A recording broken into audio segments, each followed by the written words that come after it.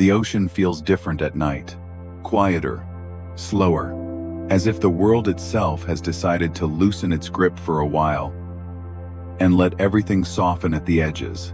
The surface still moves. Of course, waves still rise and fold back into one another.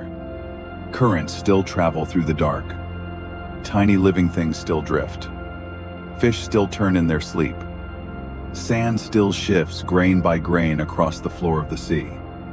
But when the light fades and the noise of day falls away, the whole ocean seems to breathe in a gentler rhythm.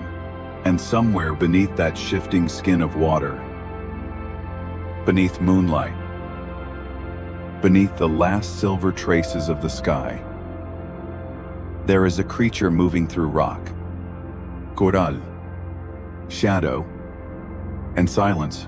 It has no bones, 3 hearts, blue blood, a body that can vanish in plain sight, a mind that does not seem to stay in one place. And tonight, there is no need to chase any of that too quickly. You do not need to memorize facts. You do not need to hold every image in your mind. You do not need to stay alert in the sharp, bright way that daylight asks of us. You can simply listen, let the words drift in, and drift on. If you would like, you can let your breathing slow a little now, not by force, not all at once, just enough to notice that your shoulders can drop, that your jaw can soften, that the day does not need anything more from you. This is not a story to conquer. It is something to sink into. A long, quiet descent into one of the strangest forms of life on Earth. Because when we think of intelligence, we often imagine familiar things.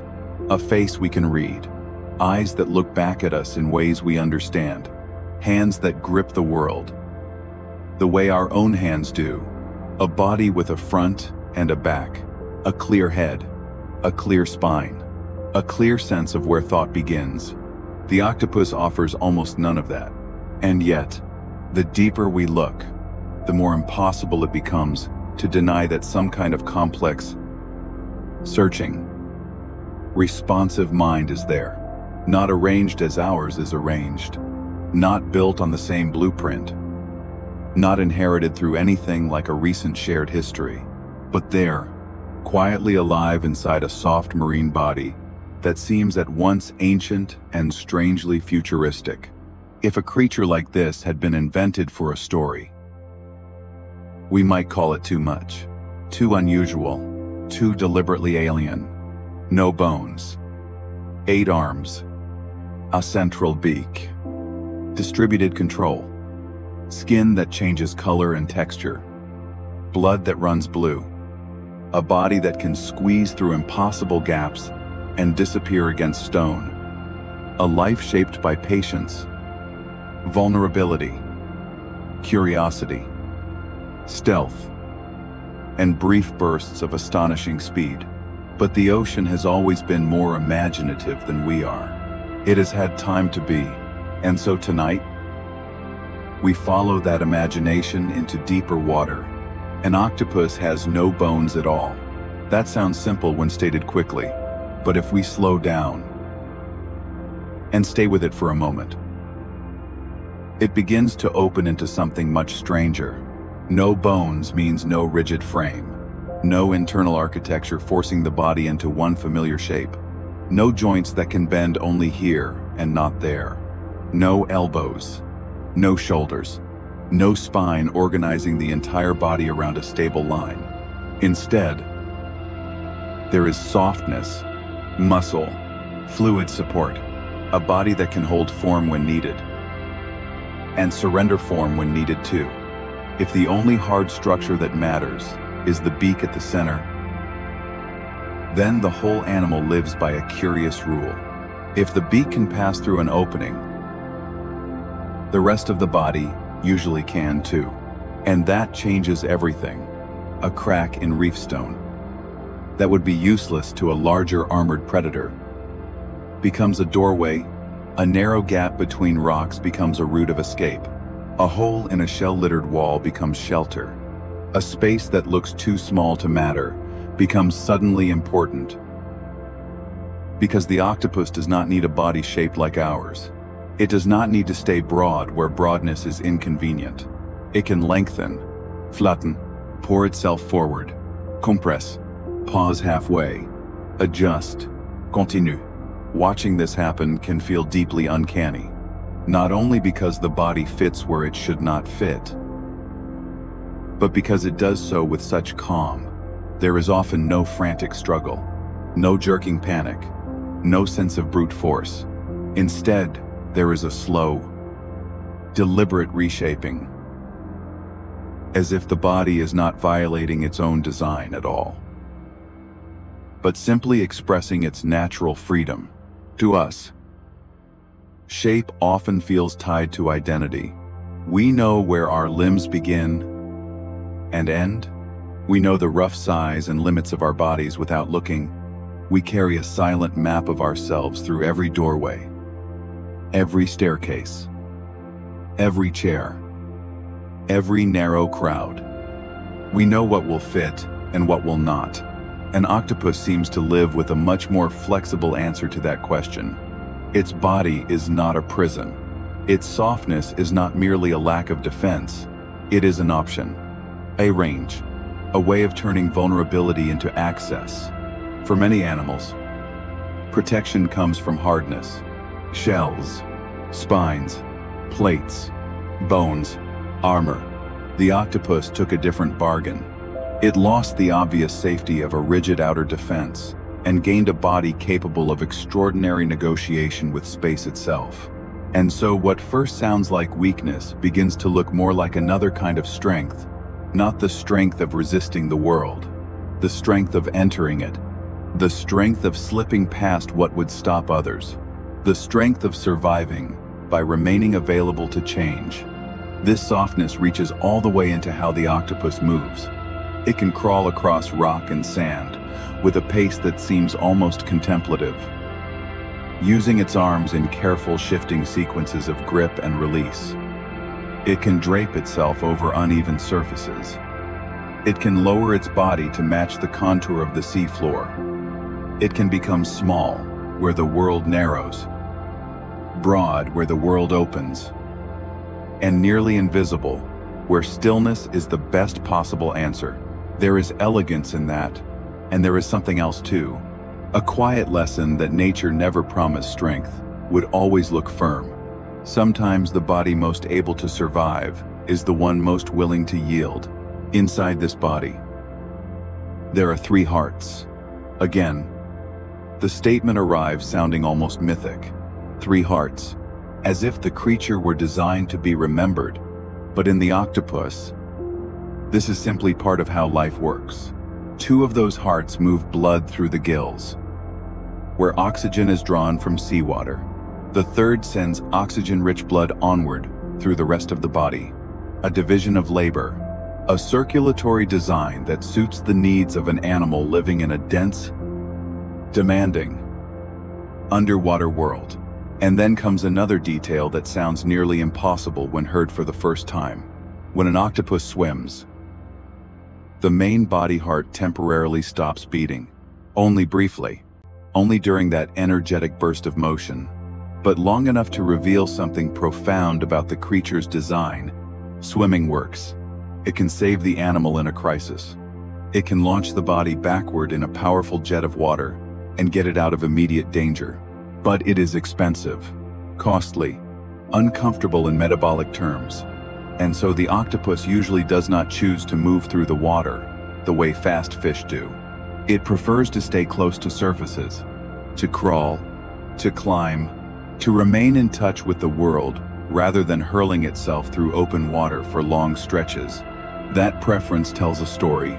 It tells us that this body is not built for constant speed, not arranged around endless motion.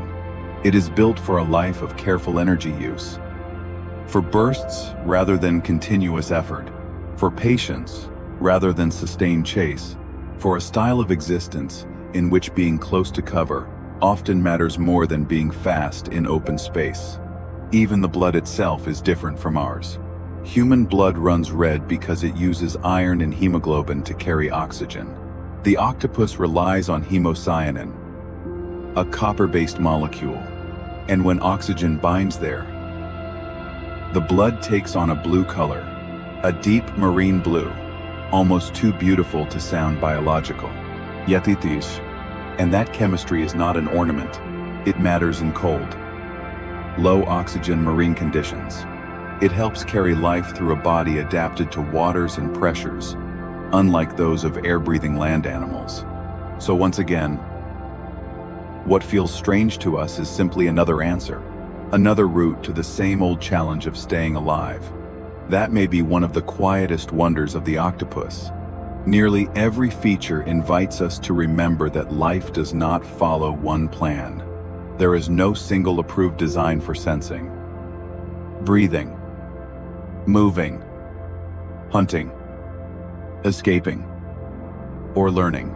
Evolution does not write one perfect draft and repeat it forever. It improvises, it tries, it loses armor and gains flexibility. It gives one lineage bones and another none. It builds red blood here and blue blood there. It lets speed dominate one predator and camouflage dominate another. And somewhere in that immense long process, a soft marine mollusk becomes something that can startle the imagination of an entirely different species hundreds of millions of years later. If the body of an octopus already seems strange, the skin makes it stranger, because an octopus can disappear, not by leaving, not by diving instantly into darkness, but by altering itself until what is present no longer registers as an animal. Its skin contains pigment-bearing structures called chromatophores. When these expand or contract, color shifts, patterns appear, contrast blooms and vanishes. The body can move from pale to dark, from muted to sharply marked, in astonishingly little time. But color is only one layer of the trick. Texture changes too. The skin can rise into small bumps, folds, ridges, and uneven surfaces, making a smooth body resemble rock, coral, algae, shell, or rough marine growth. That is what makes the effect so unsettlingly complete. The octopus is not only painting itself to match the world, it is sculpting itself toward it, changing hue, changing contrast, changing surface, changing outline, sometimes changing posture as well, so that the whole arrangement of the animal begins to answer the place around it. And then, even when a predator is looking directly at that spot, the expected recognition may fail, because camouflage is not simply about becoming hard to see, it is about becoming hard to identify. The eye passes over the body and finds no obvious octopus there, no firm edge, no contrasting shape that declares itself, no stable clue that says hunter or prey. There is only reef, only stone, only weed, only shadow, and perhaps a faint unease, a sense that the landscape itself may be holding a secret. This ability is mesmerizing to watch, partly because it feels active in a cognitive sense. The octopus does not merely fade like a switch dimming. It appears to read the scene and answer it. Light, pattern, background, threat, distance, urgency, all seem to matter. The body becomes an instrument of interpretation, a performance generated in real time, perception turned outward into flesh. That phrase may sound poetic, but it comes close to the truth. The octopus perceives and then becomes a response. It is not only hidden in the environment, it is participating in it. One moment, an alert animal is present on the reef. The next moment, the reef itself seems to have swallowed the idea of an animal altogether. What disappears is not simply the body, it is the body's category, its identity as a distinct moving thing, and perhaps that is why octopus camouflage fascinates us so deeply. It does not only conceal, It destabilizes. It unsettles our confidence in what we are seeing. It reminds us that the visible world is not as stable as we like to imagine. Something can be there, alive, aware, studying the same scene that we are, and still slip beyond notice. Sometimes, the octopus goes even further. Camouflage hides what you are. Mimicry suggests you are something else. Certain species can adjust shape, posture, and movement so convincingly that they resemble other creatures in their environment, animals that may be venomous, unpleasant, or simply not worth attacking. The body becomes theater with serious stakes, not costume for display, identity used as defense. And to imitate convincingly, the octopus must do more than resemble another creature in stillness. Movement matters, timing matters, context matters. A body part held at the wrong angle or moving at the wrong speed could break the illusion. So what seems at first like visual cleverness becomes a much deeper coordination of body, setting, and threat. The octopus does not wear one mask forever. It selects from possibilities. It stays available to change, again and again.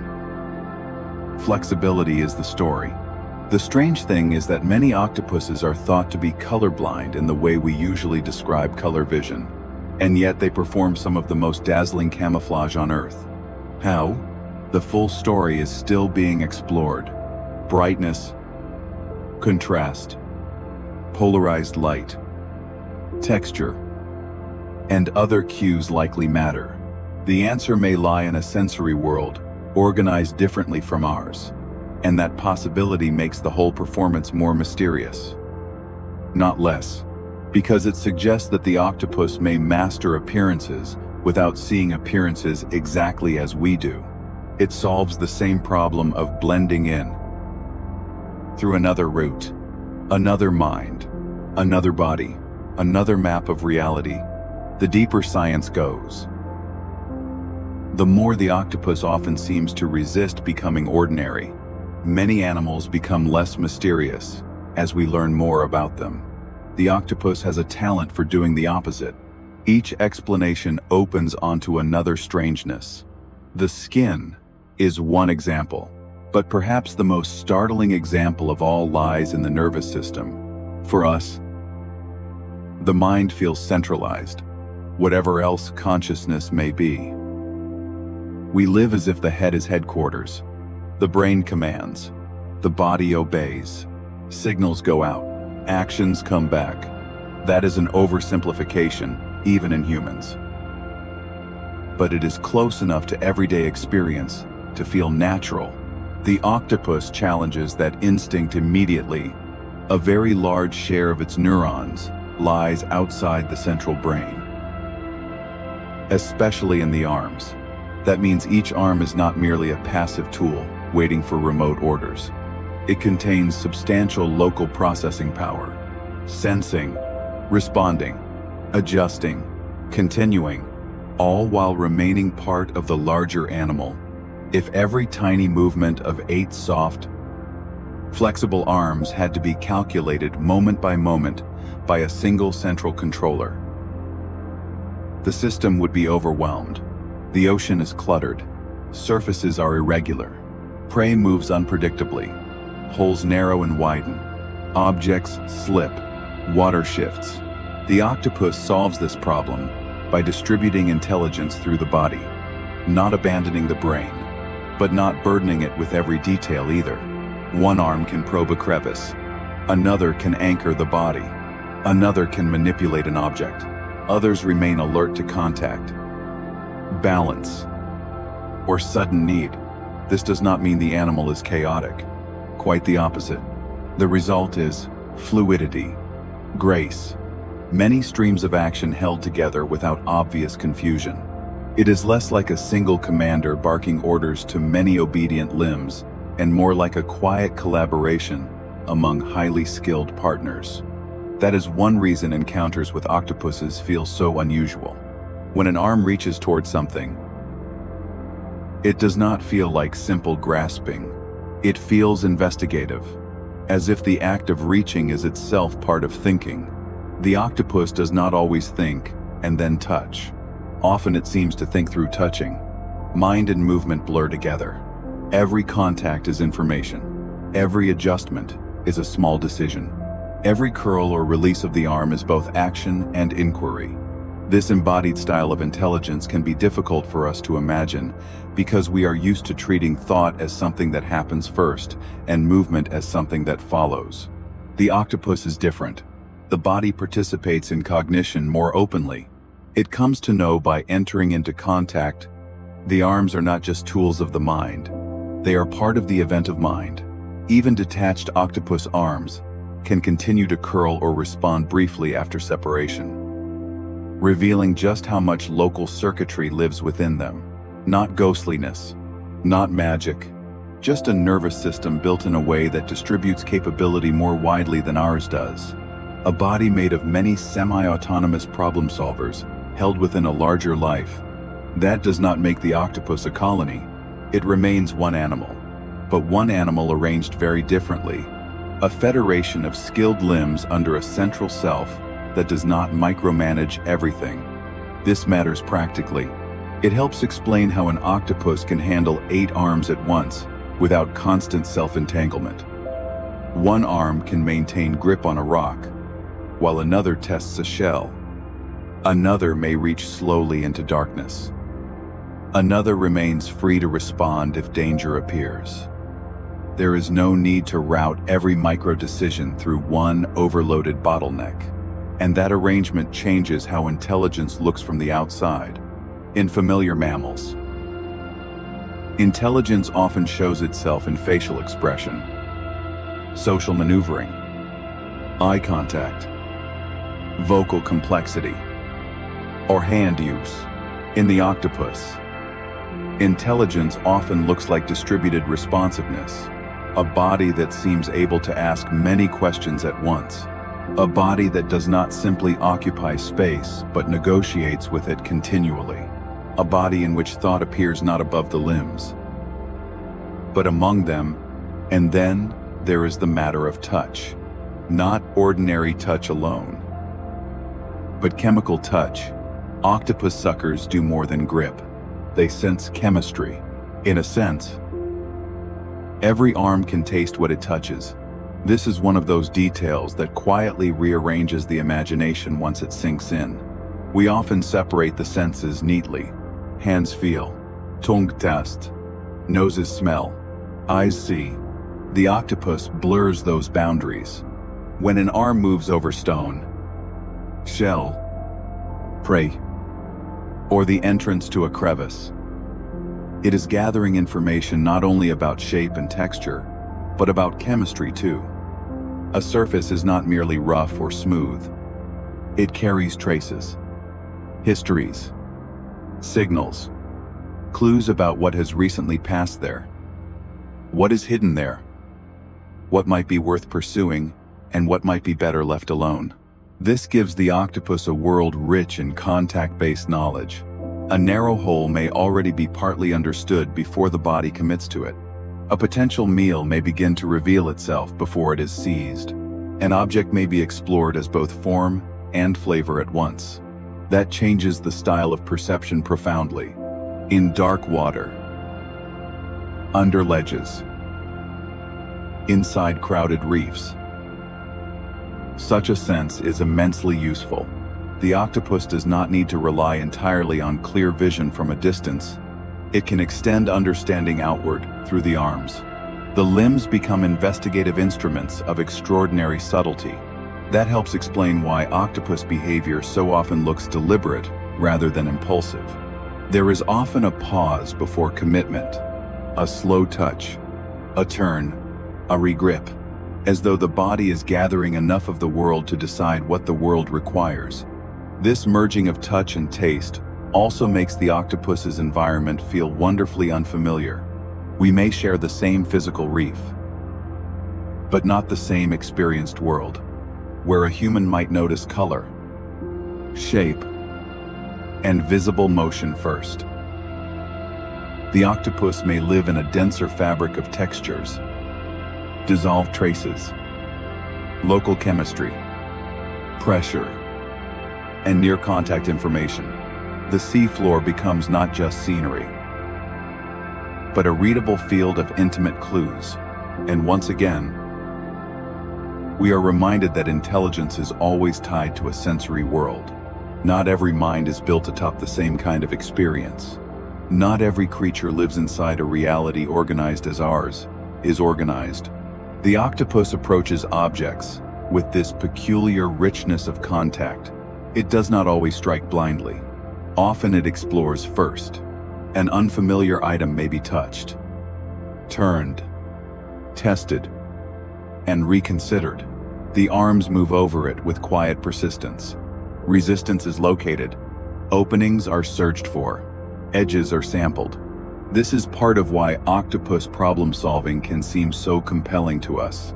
Not merely because solutions occur, but because they often seem earned through investigation.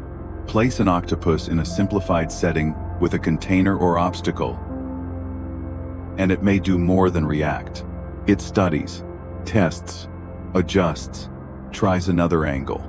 Individuals have opened containers, unscrewed lids, escaped enclosures, and remembered useful strategies.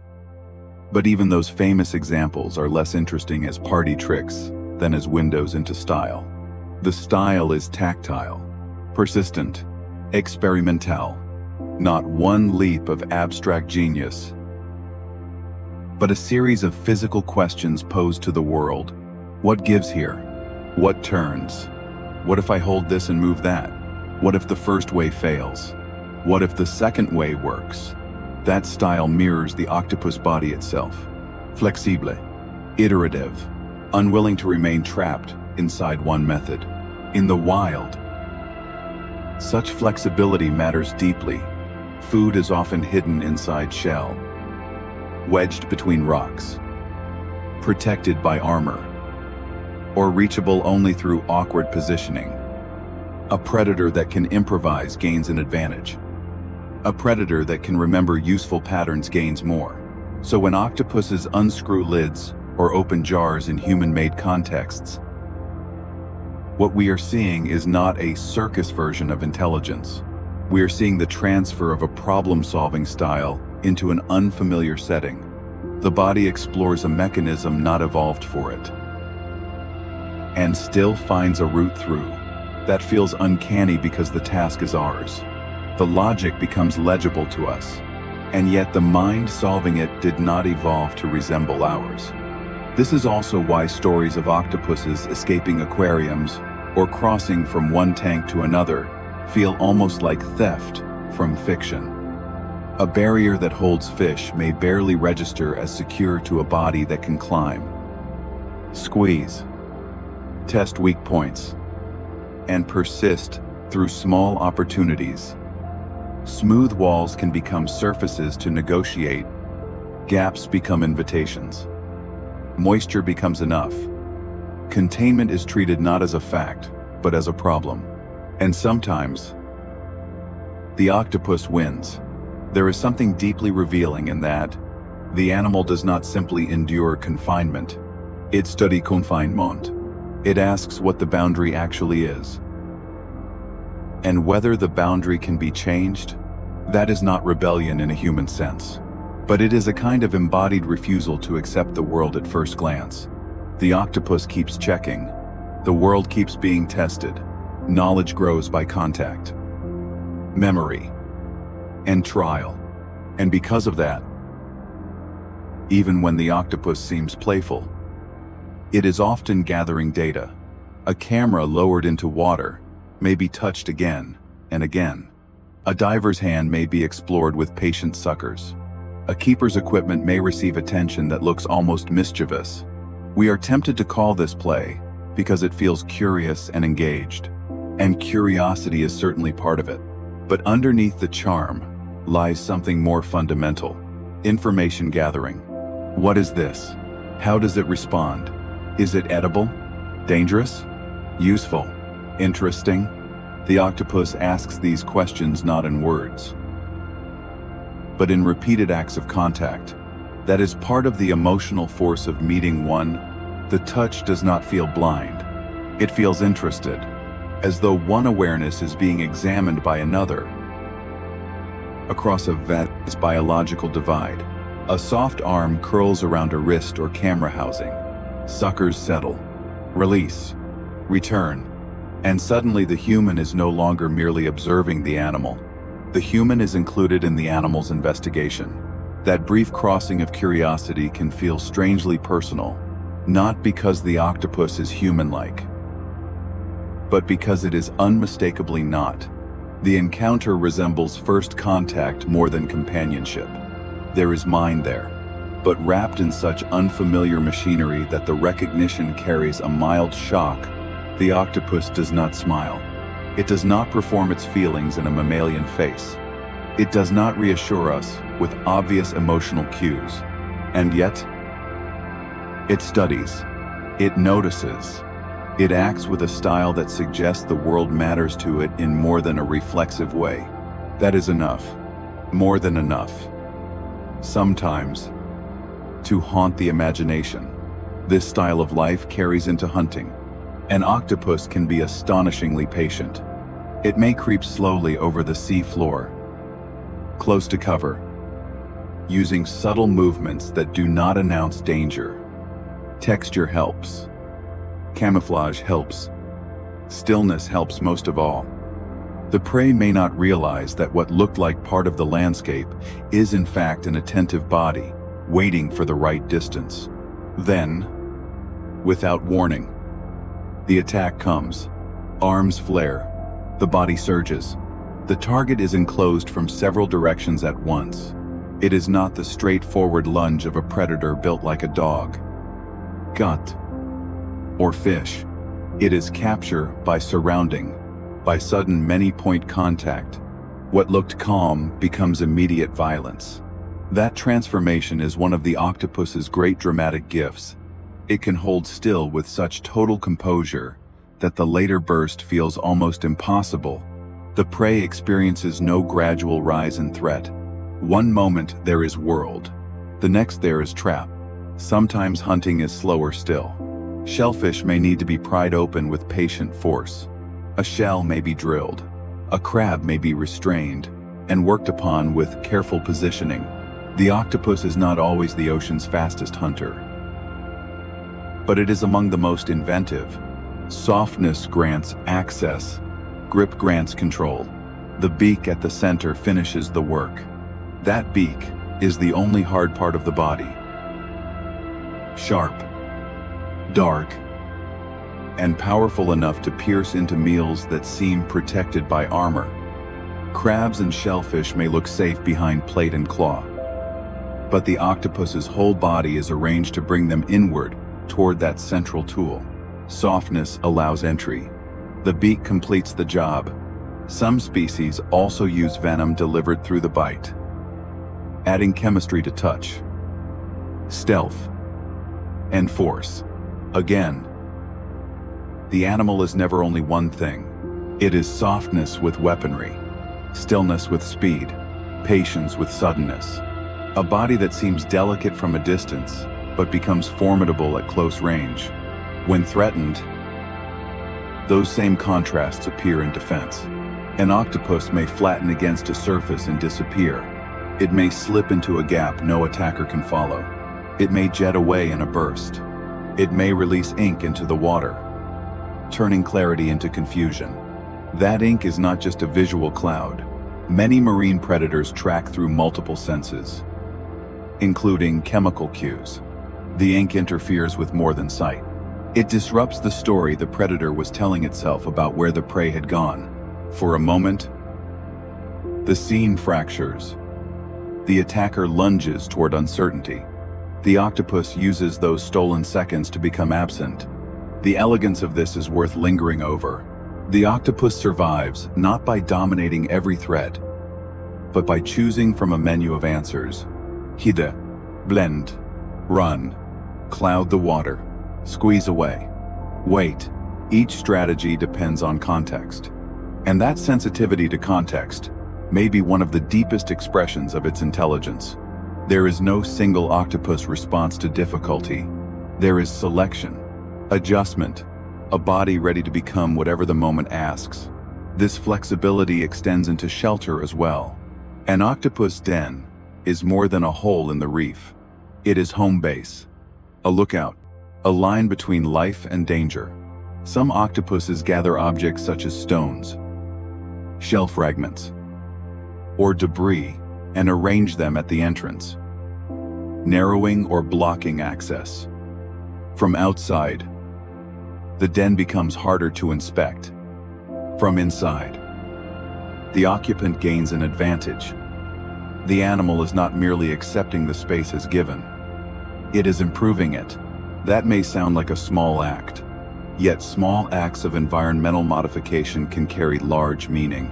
A hiding place becomes safer because an intelligent body has judged what kind of opening is too open, what angle feels exposed, what arrangement of objects creates uncertainty for a predator passing by. This is not architecture in our sense. No blueprint, no ground construction, but it is design. Practical design performed by a solitary marine animal that many people still imagine merely as a slippery curiosity. Some octopuses go further, collecting portable shelters such as coconut shell halves and carrying them awkwardly across the seafloor to use later. The immediate benefit is absent. The burden is real. The value appears only in the future, when rest or danger makes shelter suddenly precious. The present inconvenience is accepted for a later protection. That is one reason the behavior startled researchers so much. It looks like planning, not because the octopus sits and imagines tomorrow in human language, but because it behaves as if a future situation matters enough to shape present action. In evolutionary terms, that is extraordinary. It suggests an animal able to tolerate current cost for later gain. Again, not abstract philosophy, practical foresight, a little piece of tomorrow carried beneath the body. The octopus also remembers places. It can leave a den, move through a cluttered world of rubble, reef, sand, and shadow, and return with striking accuracy. Landmarks matter. Structure matters. Safety is not found by accident each time. There is a map of sorts, though not drawn in lines or words. A certain ridge, a patch of shell, the feel of a route, the shape of an opening. These become part of a lived geography. Home is known, not always by sight alone, but by accumulated familiarity.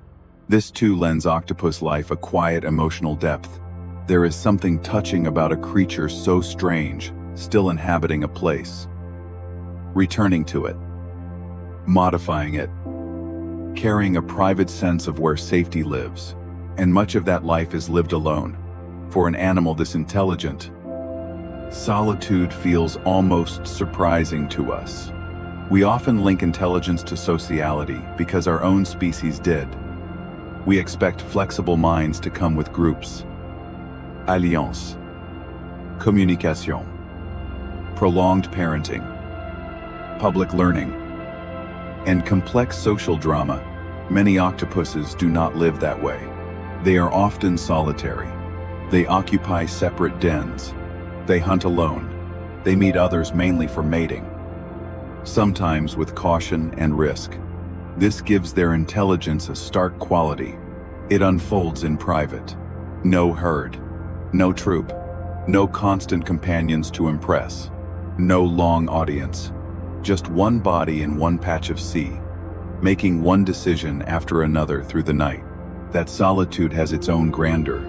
The octopus becomes a self-contained intelligence, moving through a dangerous world without support, relying on flexibility, memory, and local skill rather than group protection. There are exceptions and surprises. A few places have revealed crowded octopus settlements, where many individuals live unusually close together, under conditions of abundant food and suitable shelter. In such places, the familiar story of pure solitude becomes more complicated. Neighbors matter. Encounters repeat. Tension and tolerance coexist. Yet even these discoveries do not erase the broader mood of octopus life. The prevailing image remains one of private brilliance, a mind that flashes in the shadows, changes shape, studies a problem, and withdraws again. That image becomes even more poignant when we turn to reproduction. A male octopus uses a specialized arm to transfer packets of sperm to the female. Courtship can be wary, sometimes dangerous. In some species, the male keeps distance, extending the mating arm cautiously because the female may be larger. And because in the difficult economics of the sea, a smaller male can look alarmingly like both partner and meal. It is one more reminder that octopus life is never wrapped in sentimental comfort. Even continuation of the species comes edged with risk. When the female lays her eggs, the story changes. Her life narrows. A clutch may contain thousands, or even tens of thousands of eggs, depending on the species. In the quiet shelter of a den, these developing lives hang together in fragile clusters. The mother tends them with extraordinary commitment, cleaning them, guarding them, fanning them with water, so they remain oxygenated and free of smothering growth. This is not passive waiting. It is work. Long, patient, repetitive work. She may stop hunting. Her body weakens. Her skin middle. The wider reef recedes in importance. What remains is vigilance. She gives the eggs the one gift the sea rarely offers for long: a protected chance. What makes this so haunting is the stillness of it. There is no mammalian warmth, no milk, no social teaching to come. There is only protection at the most vulnerable stage. And by the time the eggs hatch, the mother is often near death or dying. In many octopuses, reproduction is followed by a physiological decline so severe that the animal does not recover.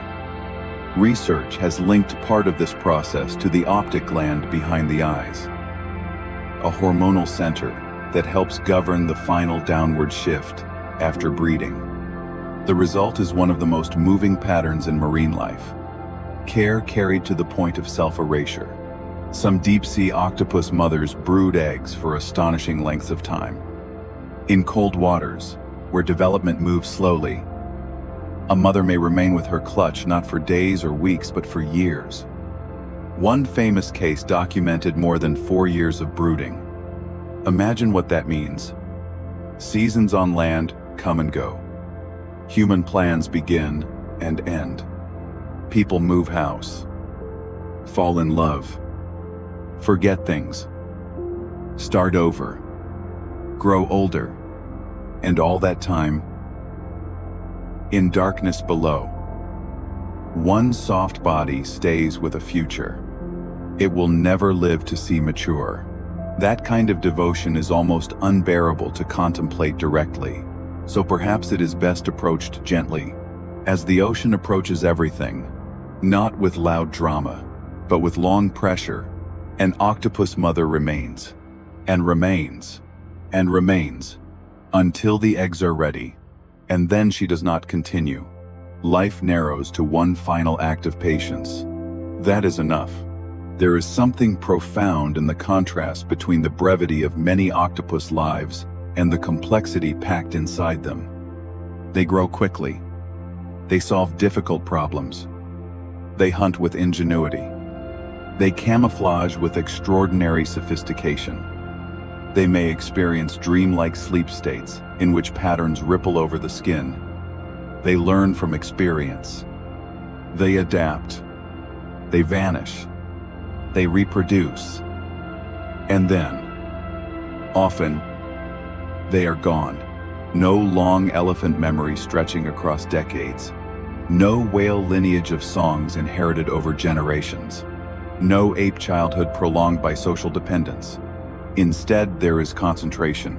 A life burning with invention inside a compressed span. Perhaps that is part of why octopuses affect us so strongly. They seem full of possibility and transience at once. Brilliant and brief. There is almost a sadness hidden inside their strangeness.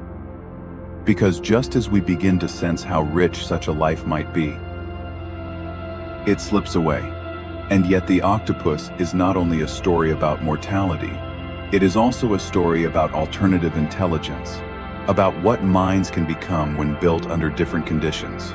The octopus is a mollusk, a relative, however, transformed of clams, snails, and other soft-bodied creatures we do not normally place beside the idea of sophisticated problem-solving.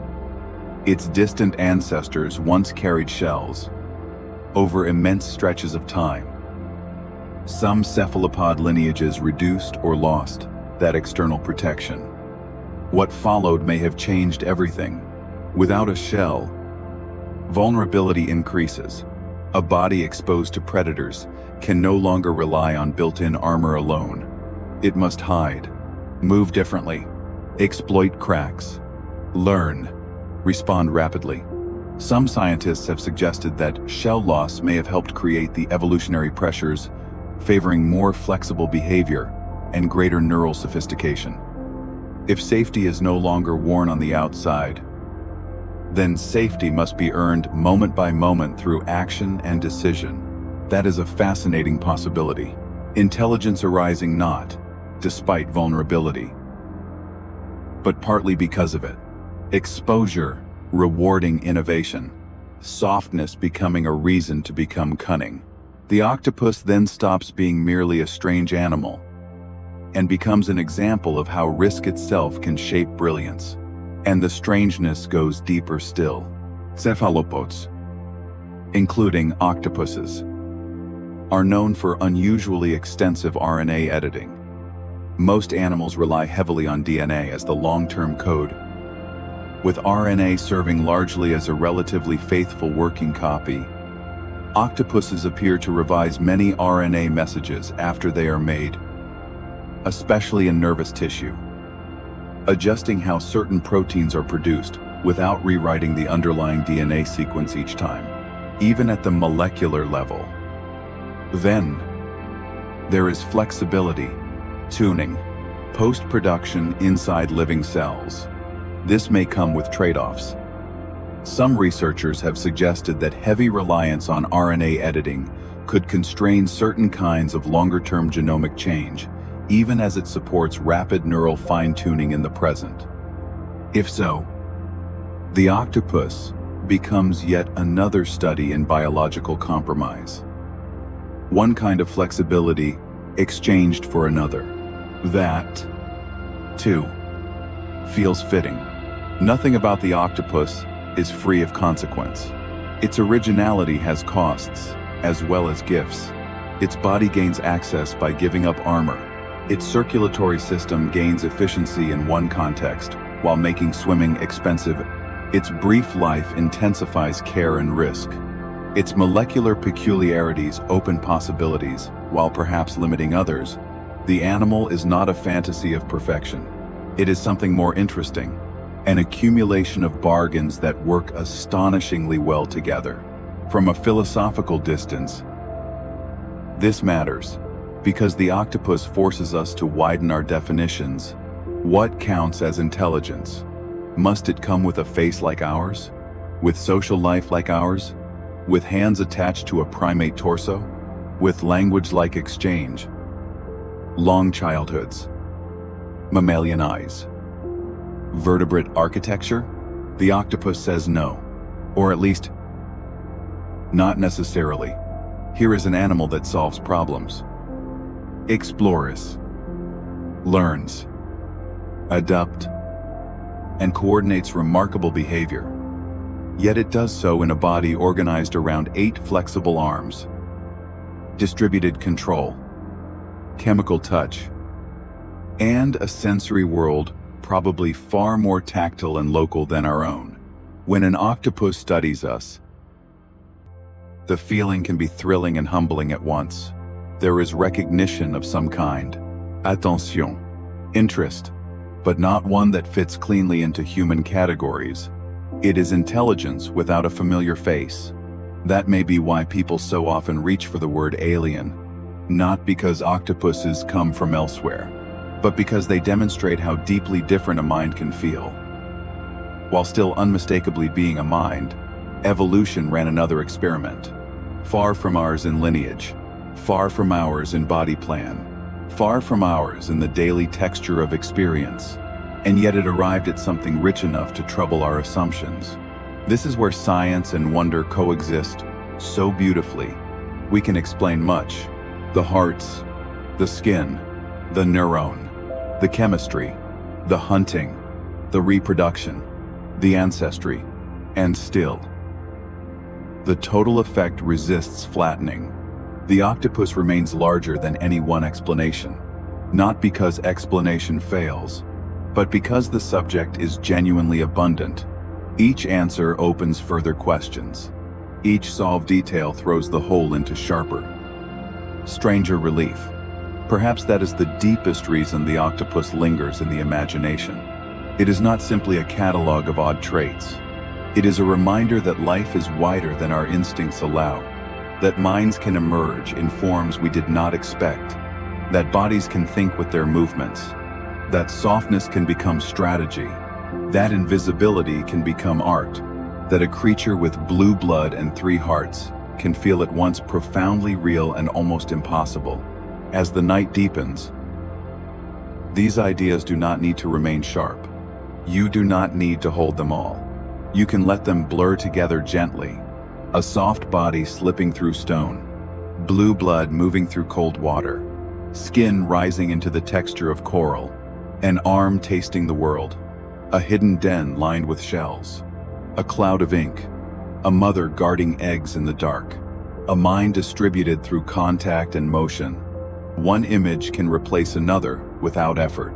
The ocean encourages that kind of drifting. Nothing there holds still for long. Not light, not sand, not water, not even identity. And somewhere in that dark moving world, the octopus continues its quiet work, crawling, pausing, testing, hiding, breathing through blue blood, thinking through touch, remaining for a moment, disappearing the next. If we were to watch long enough, we might see the body settle into a crevice and become almost indistinguishable from the reef. The eyes would remain, perhaps, quietly open. The arms would rest in loose, attentive curls. Water would move over skin built to read and answer a world of texture, pressure, and change. Then perhaps later, in sleep, colors might flicker over that skin in dreamlike phases. Researchers have observed octopuses passing through quiet sleep and more active states, marked by changes in pattern and motion. We do not know exactly what the animal experiences in those moments. We cannot ask, but it is difficult not to feel the mystery of it. In humans, dreams remain hidden behind the face. In octopuses, perhaps part of inner activity spills outward across the body itself. Even rest becomes expressive. That detail feels right somehow. Even unconsciousness refuses simplicity in this lineage. The sleeping octopus is not blank. It remains a site of change, as though the body can never fully stop being responsive, as though the sea itself still moves through it. And perhaps that is a good place to leave the matter, not with a hard conclusion, not with a lesson fastened tightly into words, but with a gentler thought that the world contains forms of life whose existence quietly enlarges our own, that by paying attention to them, we loosen the grip of our familiar categories, that for a while, we can rest inside the fact that not everything real has to feel familiar. The octopus does not ask us to become marine biologists tonight. It asks only that we notice. That intelligence may be stranger than we thought. That softness may be stronger than it looks.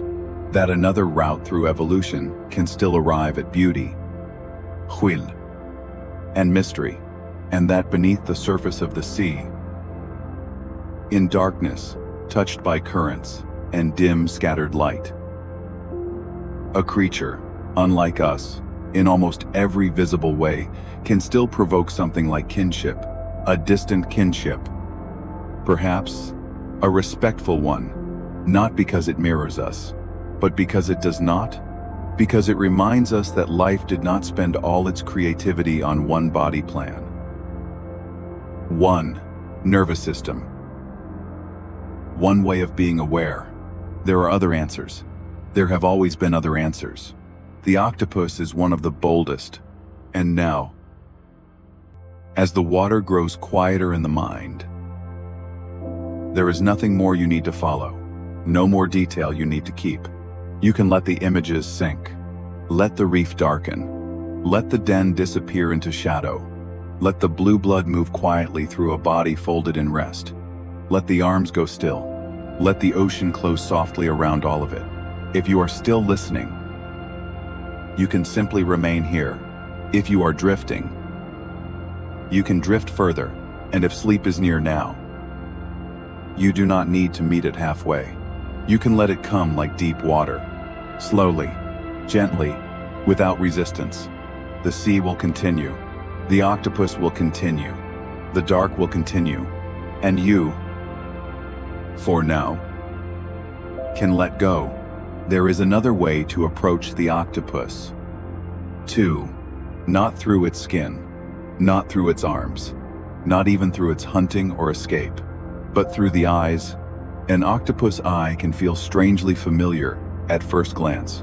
There is a lens, a pupil, a camera-like arrangement capable of forming images with impressive clarity, and yet the similarity hides a distance so large that it borders on poetry.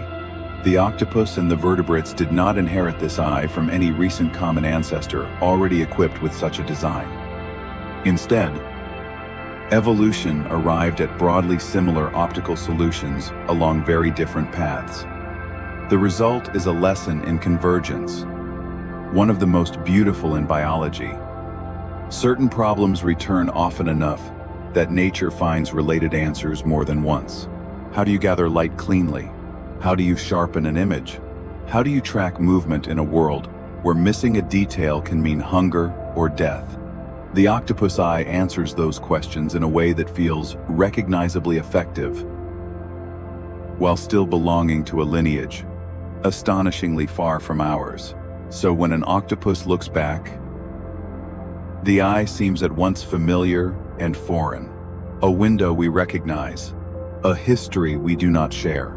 That doubleness is part of the emotional power of the animal. It keeps offering us nearness and distance together. Enough resemblance to provoke recognition. Enough difference to keep wonder intact. The pupils themselves can take on unusual shapes under certain conditions. Managing brightness in waters where sunlight bends, scatters, and flashes in unstable ways. Shallow marine light is not like terrestrial light. It refracts. It flickers over ripples. It breaks into shifting bands and moving glare. Vision in such a place requires adaptation to a world where brightness is never entirely still. Even the gaze of an octopus seems designed for otherness. Many people notice that first, before they know anything else. The eye has an alert, measuring quality to it. Not warm in the mammalian sense, not blank in the fish-like sense either. Intent, that may be all we can safely say. But intent is enough to leave an impression. And if eyes invite us into the octopus world, the larger evolutionary story widens it still further. Octopuses belong to the cephalopods, a group that includes squid, cuttlefish, and nautiluses. The branch is old, very old. Its ancestry diverged from ours so far back in time that most ordinary human intuitions about kinship become useless. The common ground lies deep in ancient animal history, long before anything like vertebrate intelligence, as we imagine it, had appeared. From that distance, the later emergence of octopus sophistication becomes all the more striking.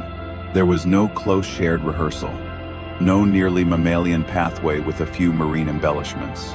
There was another experiment entirely, and that experiment retained hints of its molluscan past. Even as it moved into startling new territory, octopuses are relatives of clams and snails. That fact can feel almost absurd when first heard. How can a creature capable of such fluid problem-solving be closely related, in the broad taxonomic sense, to shell-bearing animals many people overlook without thought? Yet that is exactly why the octopus matters. It reminds us that evolution does not move in a straight line toward familiar ideals. It branches, improvises, preserves some old foundations, while reinventing others, beyond easy prediction. The molluscan body plan did not end with quiet shell dwellers. One branch shed the obvious fortress and entered a riskier style of life. The shell reduced, shifted inward in some relatives, or vanished altogether in octopuses. What had been external protection gave way to vulnerability.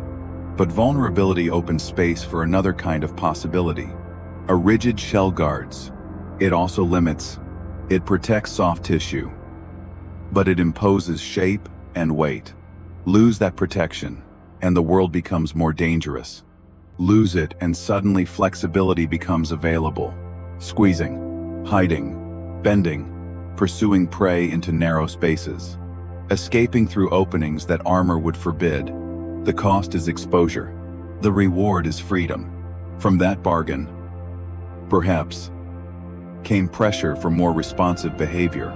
If safety is no longer built in, it must be generated through action, moment by moment, situation by situation.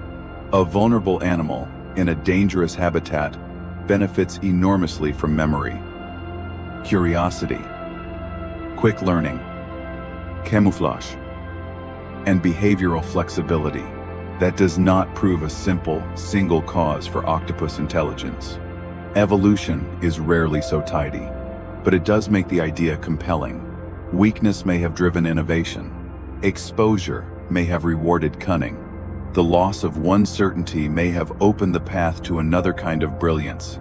There is a broader philosophical comfort in that thought, that traits we mourn in one context can create possibilities in another, that not all power arrives in the obvious form, that a lineage may become extraordinary, precisely because it can no longer rely on old defenses.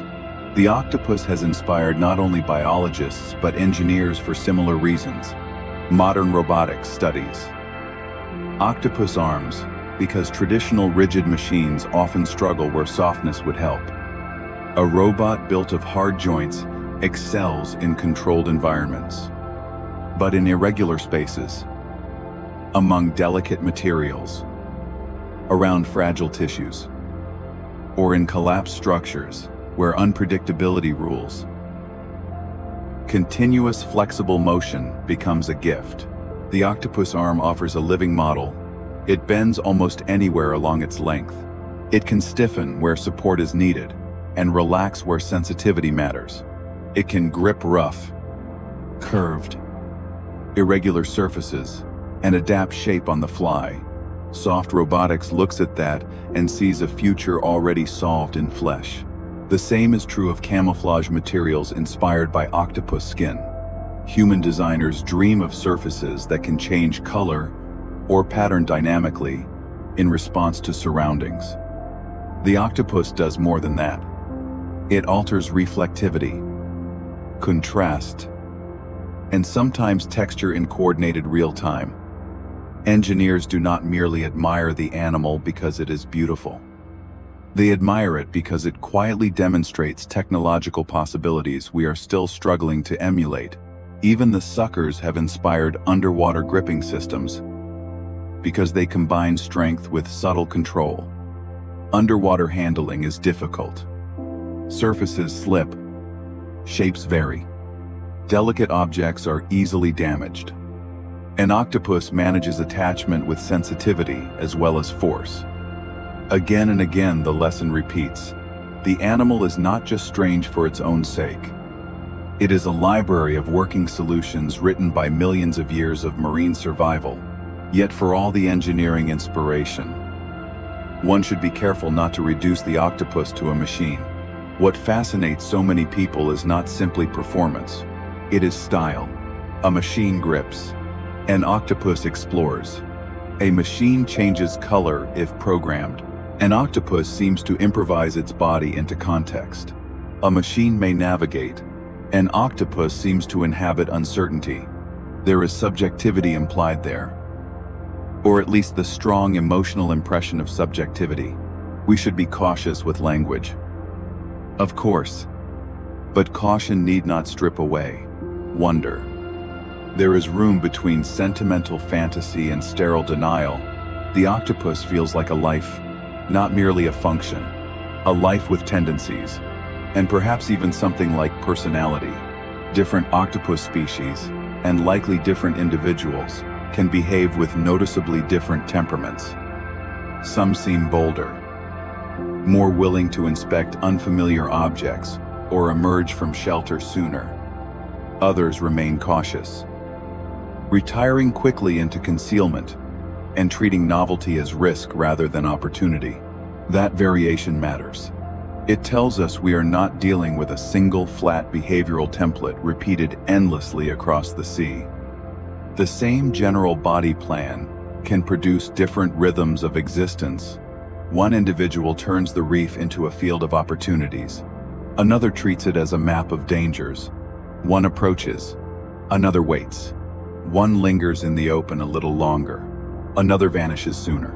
Personality, in this sense, becomes more than a charming idea imposed by human observers. It can influence hunting, exploration, hiding, even survival itself. How a creature responds to uncertainty matters. Curiosity may lead to new resources or new risks. Caution may preserve life or foreclose opportunities. The line between temperament and ecology becomes difficult to separate. That, too, deepens the octopus story. The same anatomy does not always produce the same life. There is room for style. The ocean is not filled with identical scripts. When an octopus remembers a negative experience and avoids repeating it, we sense another layer. The world has consequences. A bad outcome leaves a trace. Future behavior changes because of what happened before. In humans, this feels almost moral in its structure, not because the octopus is making ethical judgments, but because memory gives the environment weight. The reef stops being a sequence of disconnected moments. It becomes history. This can happen in prey capture, in route choice, in interactions with unfamiliar objects, perhaps even in the degree of willingness to approach a new situation. A world remembered is a world thickened. The octopus moves through such a world, not only through water and rock, but through past outcomes. That may be one reason the creature can seem more psychologically present than many invertebrates in the popular imagination. We recognize the pattern. Something happened. It mattered. Now behavior shifts. The details are marine and alien. The structure feels close. Sleep adds another unexpected point of nearness. Researchers have observed octopuses passing through quiet periods and more active phases in which the skin changes color rapidly. The eyes move. The body twitches. And the whole animal appears to enter a state of internal activity while still asleep. Do octopuses dream? The honest answer remains cautious. We cannot know in the rich first-person way we know our own dreaming. But the behavioral and physiological hints are enough to provoke serious thought. Whatever these phases are, they suggest that sleep in the octopus is not a blank absence. Rest comes in modes. Some calm, some active, some perhaps associated with memory processing, or something analogous to dreaming. That matters scientifically. It also matters imaginatively. A sleeping octopus with rippling skin patterns feels almost like an exposed version of mystery itself. Humans dream behind closed eyelids and stable skin. The octopus may let some inner weather spill visibly across the body. Even in rest, the body continues to speak. Even in stillness, the sea has not fully left it. There is something profoundly moving in that image. A soft animal folded in shelter, colors flickering faintly through sleep, in dark water. The private life of another mind. Mostly inaccessible, yet not entirely invisible. The octopus occupies many habitats, and each habitat writes itself into the body and behavior differently. Reef octopuses live in bright, visually crowded worlds where predators and prey alike are plentiful and where every movement risks being noticed. The reef is beautiful but unforgiving. Light pours down in shifting detail. Coral branche. Fish flash. Shadows sharpen and vanish. In such places, camouflage and timing matter intensely. The reef octopus becomes a shapeshifter among watchers. Mud-dwelling species face different demands. The background changes. Shelter changes. The body and style of hiding adapt accordingly. Open water species solve another set of problems again. Because buoyancy, movement, and exposure all mean something else in a world less structured by hard surfaces.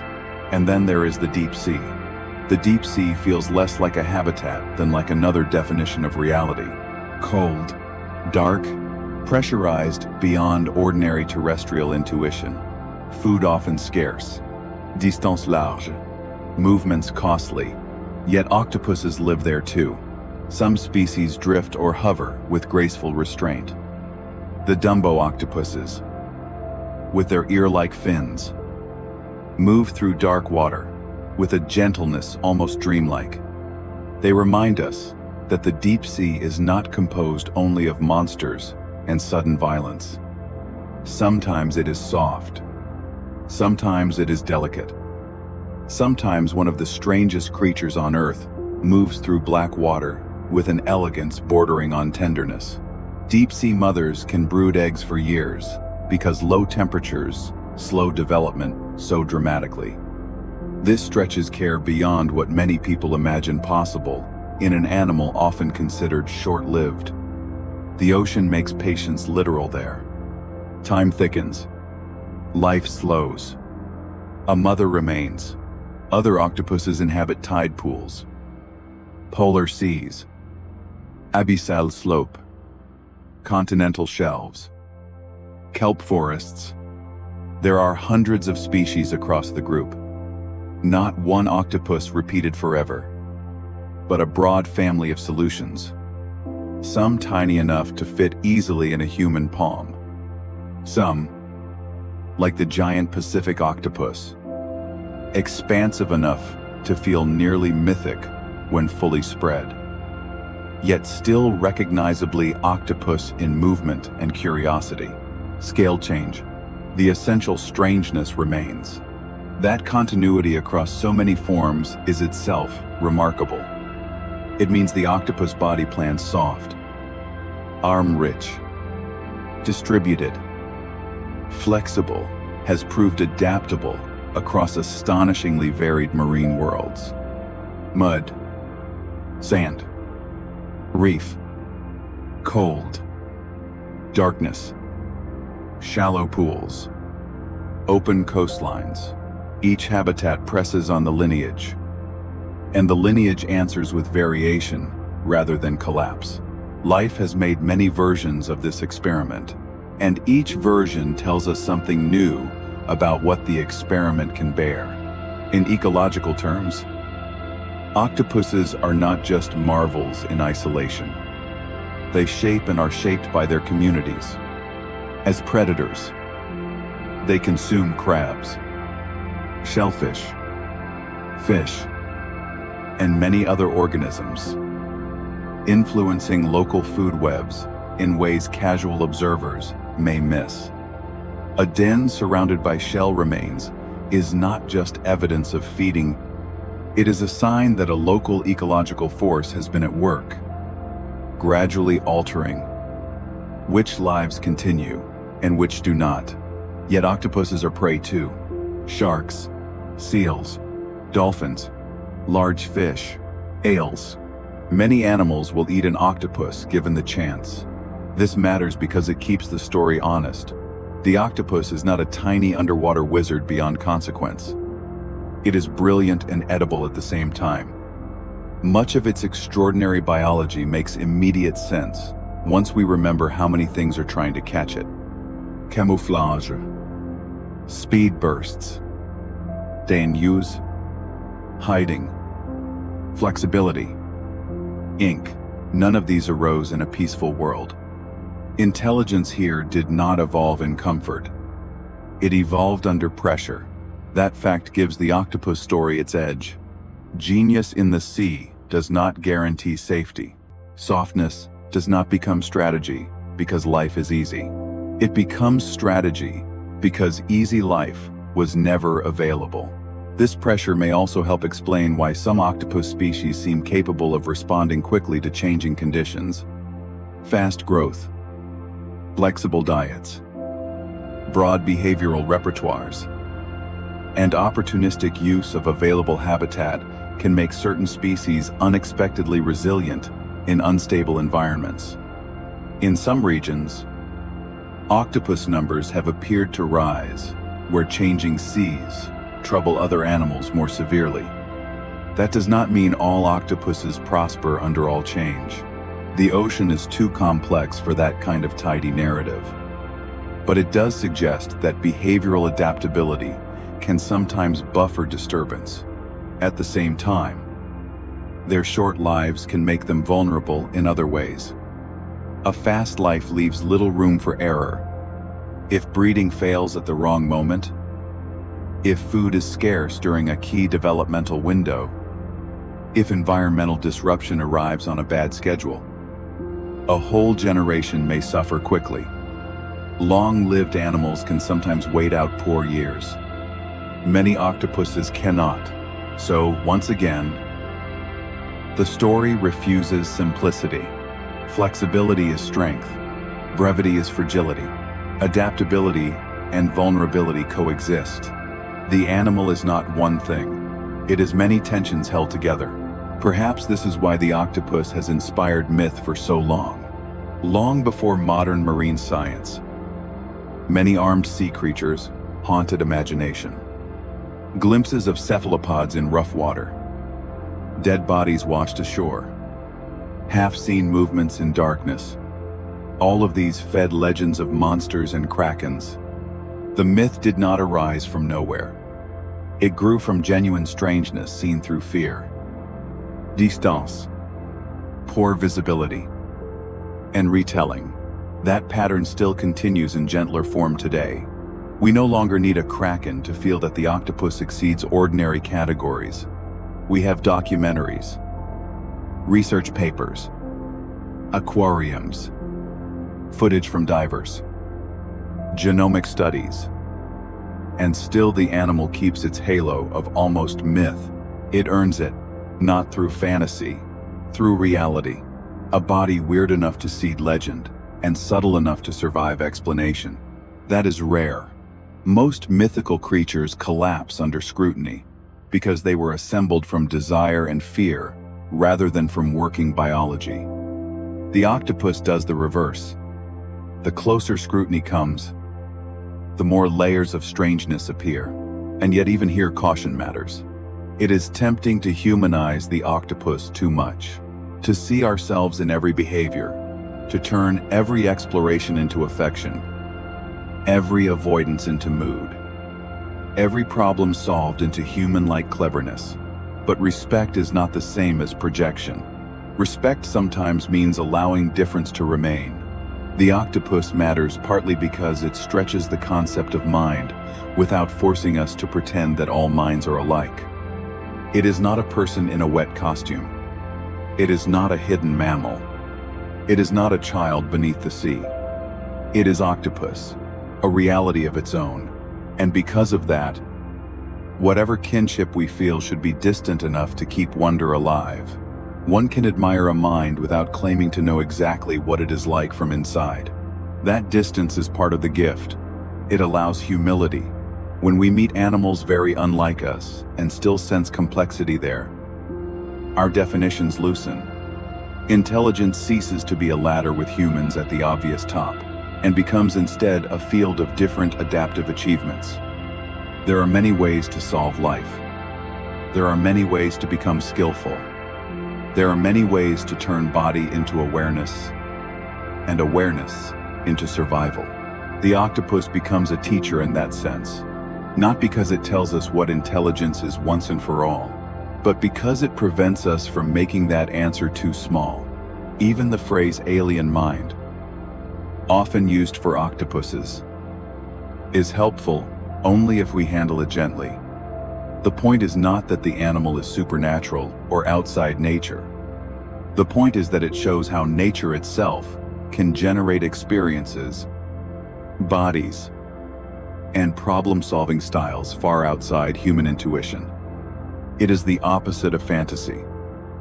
Really, it is reality outrunning our habits of thought. That can be oddly comforting. If life is this inventive, then the world is less closed than it appears. The boundaries of the possible widen, and perhaps the same is true inwardly. Perhaps one reason people relax into nature documentaries, especially at night, is that they offer a temporary relief from human self-enclosure. A creature like the octopus invites us out of our own familiar patterns. We stop circling our day's problems for a moment. We follow another body, another set of needs, another style of perception. The mind loosens. It is no longer trapped only in itself. The octopus is especially good at this because almost every detail of its life gently disrupts expectation.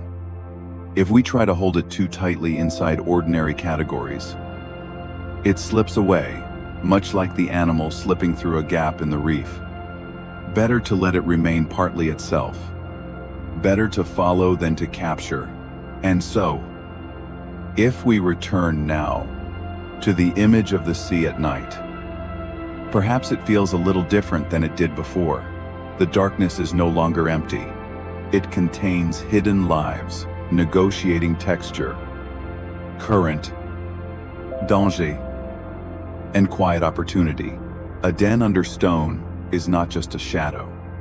It may be a home shaped by judgment. A patch of reef is not merely scenery. It may be an octopus, wearing the landscape like a temporary truth. A still body is not always absence of thought.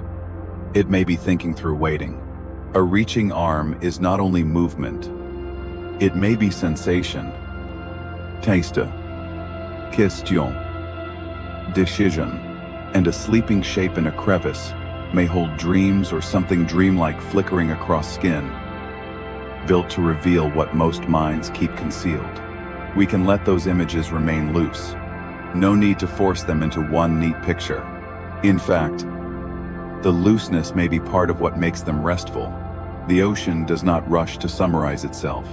It lets forms drift in and out. It keeps edges soft. It allows one thing to become another under changing light. There is wisdom in that softness, a kind of permission. You do not need to finish every thought before sleep comes. You do not need to resolve every question.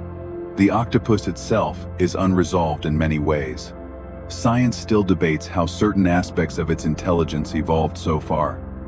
Questions remain alive around camouflage, perception, neural organization, genetics, sleep, and the limits of its awareness. But incompleteness is not failure. It is invitation. The world remains larger than our current explanations. That can be frustrating in daylight. At night, it can be beautiful. It means there is room still. Room for wonder. Room for humility. Room to let some things remain partially hidden beneath the surface. If there is a final lesson here, perhaps it is a quiet one. That life does not need our familiarity to be profound. That minds may exist in ways we only partly recognize. That softness, vulnerability, and strangeness can coexist with mastery.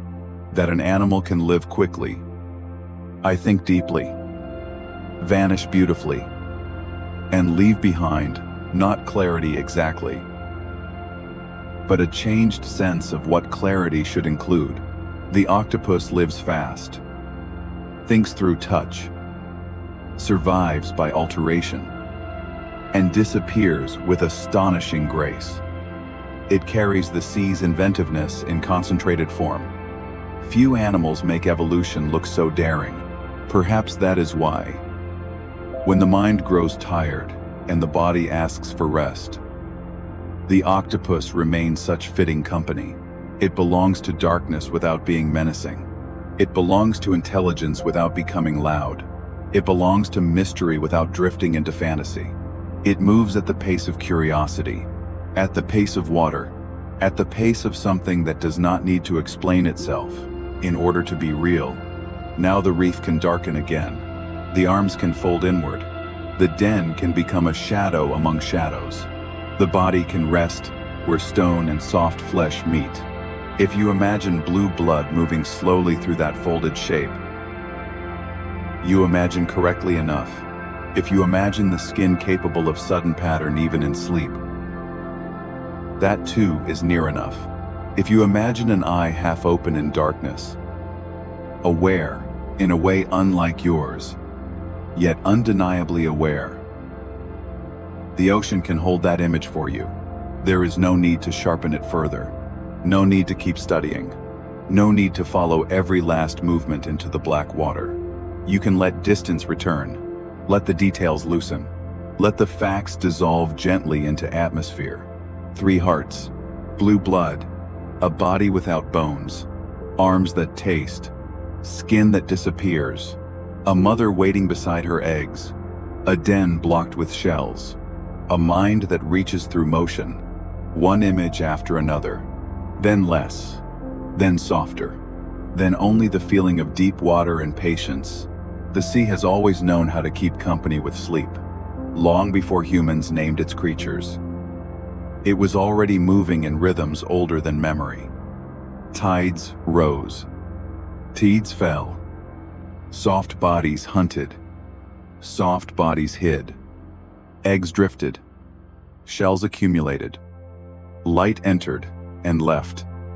None of it required witness to continue. That can be restful to remember. The world does not depend on our vigilance tonight. The ocean goes on. The octopus goes on.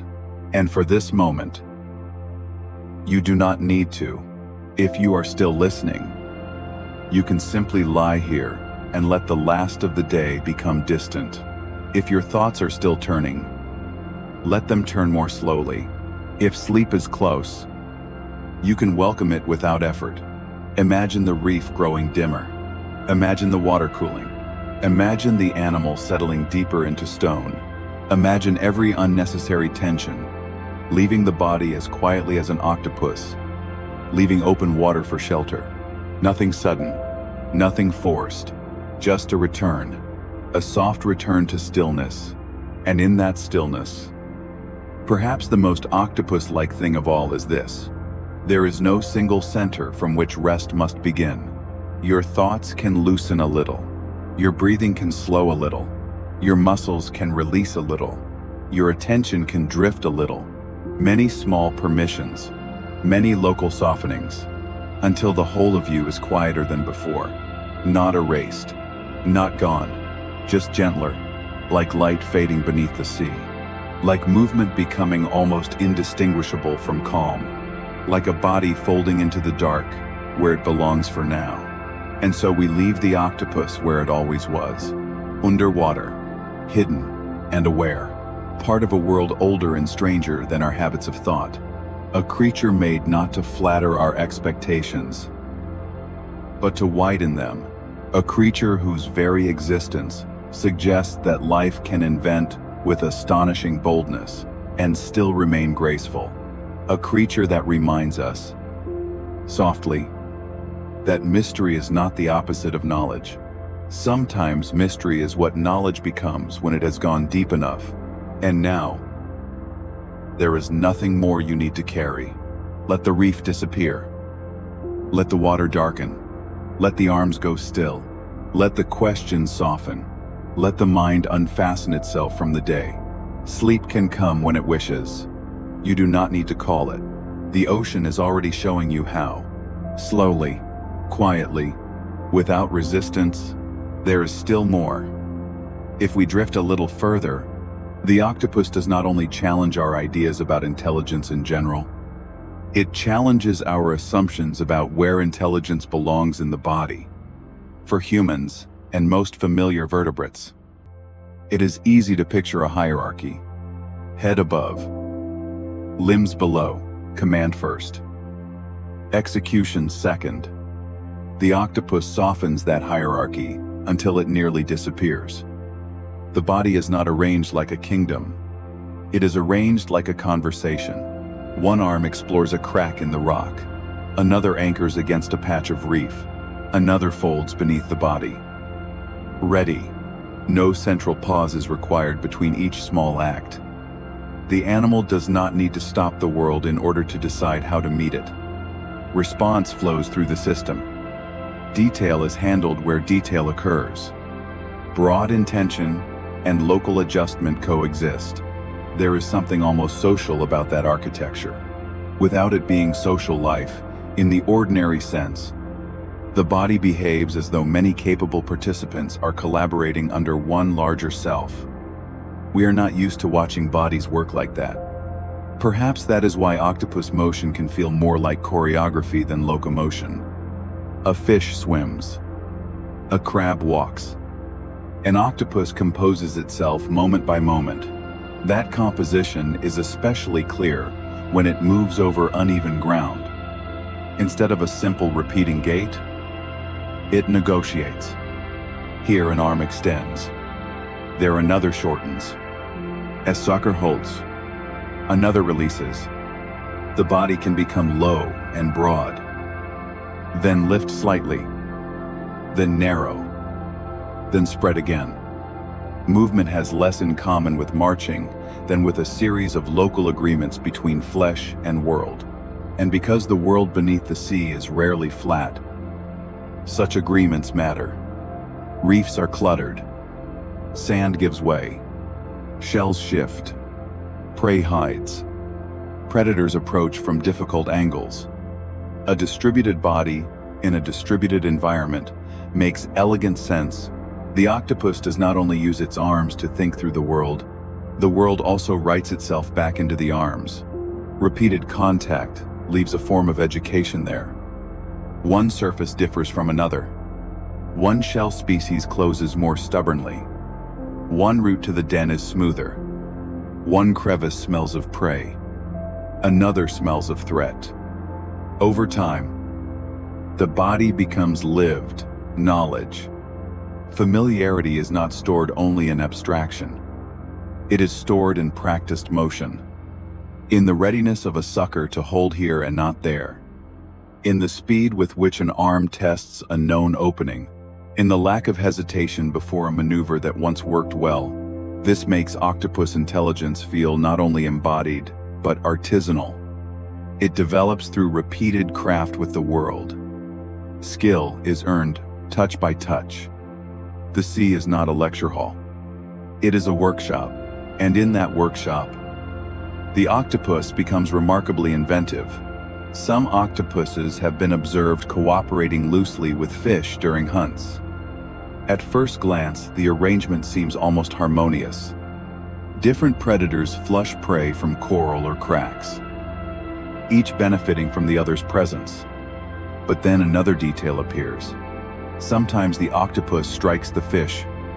A quick blow, A sudden shove. A forceful correction delivered in the middle of apparent cooperation. Why? Perhaps the fish is taking too much of the opportunity. Perhaps it is in the way. Perhaps the octopus is managing space in a temporary partnership that was never entirely peaceful. Whatever the explanation in a given case.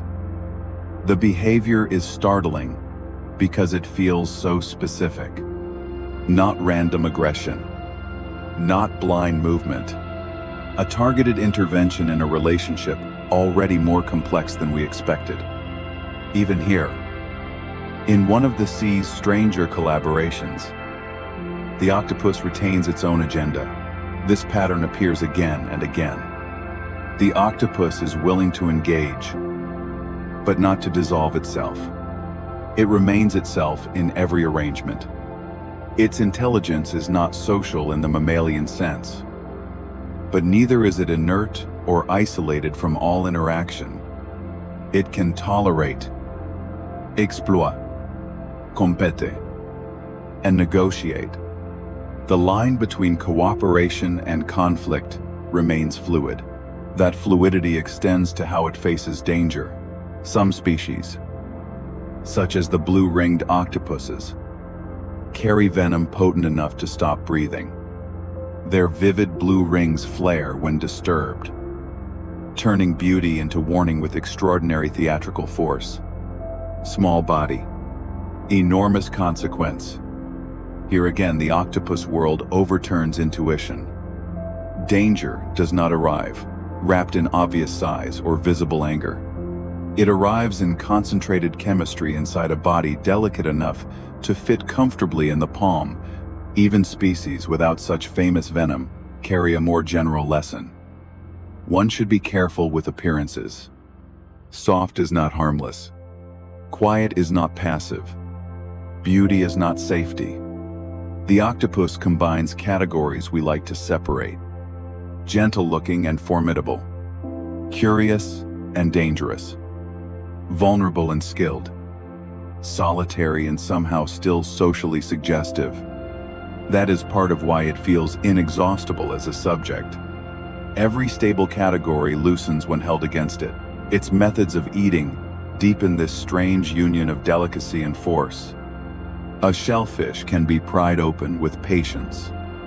A crab can be subdued with precision. A shell may be drilled at a weak point. Armor, which seems absolute from the outside, becomes negotiable under sustained attention. There is almost a locksmith quality to some octopus predation. The animal does not always overwhelm the barrier. It studies where the barrier yields. Force is applied specifically. Persistence becomes technique. Watching such behavior changes one's sense of what hunting can look like. It need not be speed or brute strength alone. It can be contact, pressure, leverage, and time. The prey attempts to remain a closed world. The octopus makes opening that world its work.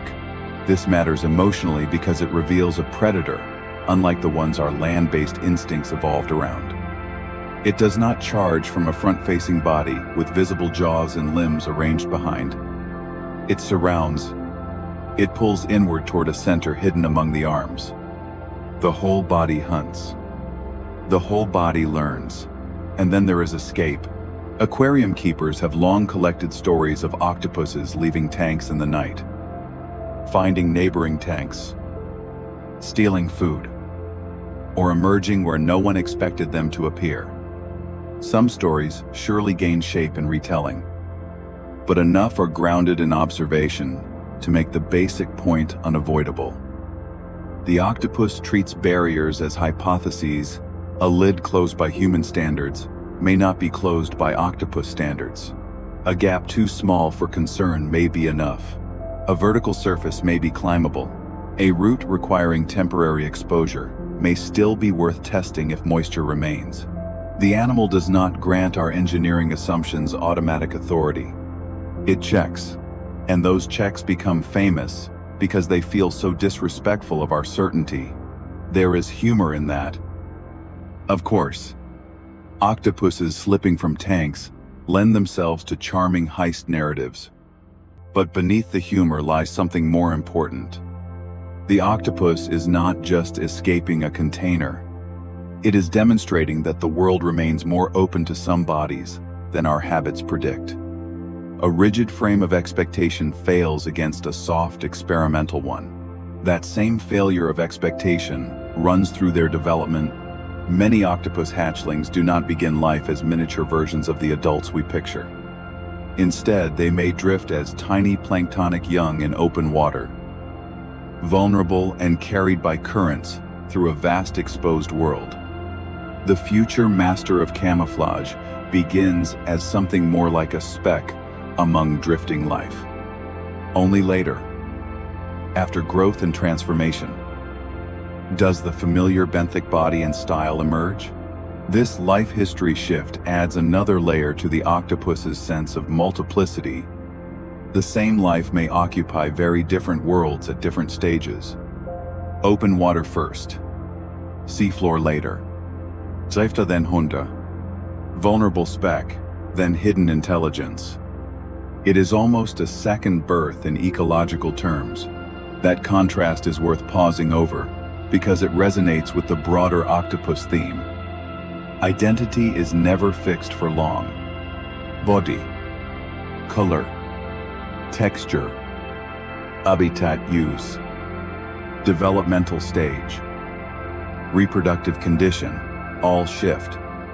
Stability is not the center of the story. Transformation is. Even the relationship between mother and offspring carries this logic. The eggs receive no prolonged teaching after hatching. There is no family narrative in the mammalian sense. The mother's task is to guard a beginning, not to guide a future life. She will share. Care reaches its extreme, and then ends. The young enter a world that will not resemble their earliest shelter. Protection gives way to chance. There is tragedy there. There is also a severe beauty, because the octopus does not build continuity the way we do.